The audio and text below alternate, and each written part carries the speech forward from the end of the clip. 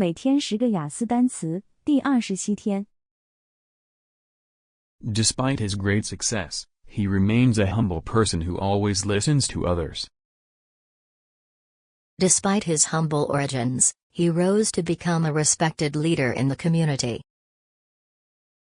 His recent failure has humbled him, making him realize he still has much to learn. Despite his success, he still lives in a humble apartment and drives an old car.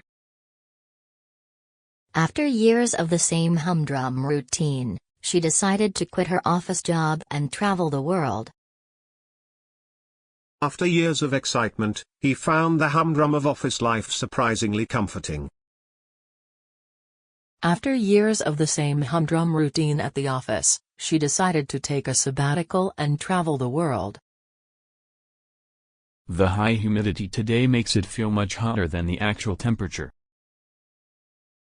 The high humidity in the kitchen made it feel much hotter than it actually was. The high humidity in the room made it feel much warmer than the actual temperature. The teacher's harsh criticism in front of the whole class seemed to humiliate the student deeply. The teacher's harsh criticism in front of the entire class seemed to humiliate the student deeply. The harsh online comments will humiliate him deeply if he reads them. I was so mad at him that I just wanted to hurl my phone across the room, but I managed to control myself. I can't believe he just hurled insults at the waiter like that. It was so embarrassing. Ugh, I think I'm gonna hurl after eating that weird sushi.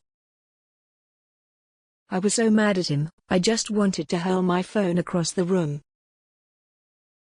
I'm not sure about the hygiene in that restaurant, so I think we should go somewhere else. I know you're busy, but can you remind the kids about basic hygiene before they eat? I know it's a bit of a hassle, but keeping up with good hygiene is super important, especially when you're traveling. I've started practicing digital hygiene by limiting my screen time before bed, and I'm sleeping much better now. I've got a hypothesis about why my phone keeps dying so fast, but I'm not totally sure yet. My hypothesis is that if we practice more free throws, we'll win the next game. Let's test it out. Okay, here's my hypothesis: if we get there before 6, we won't have to wait for a table.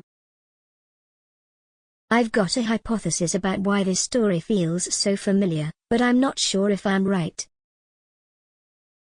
My friend was absolutely hysterical when she found out she'd won the lottery. She couldn't stop screaming and jumping around.